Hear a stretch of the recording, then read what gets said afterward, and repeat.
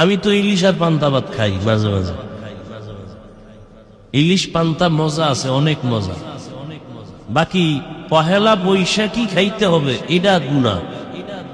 এটা কি গুনাহ? কি খুব বিষ বিষ লাগতেছে অন্তরে, না? জ্বলতেছে মনে হয় কিছু দি। জ্বলবে না, আকাম করবেন তো, আমি বললে তো একটু জ্বলবেই। আপনি আকাম করেন, এতে দোষ নাই, আমি বলি কেন এটা দোষ না? মরাডারে মারো কেন, কয় লড়ে কেন? অন্তর এত নষ্ট হয়ে গেছে,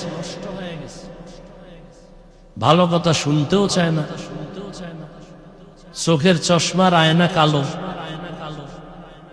এসে প্যান্ডেলে কয় বাতি কালো কেন? কেয়ামত আসলো নাকি?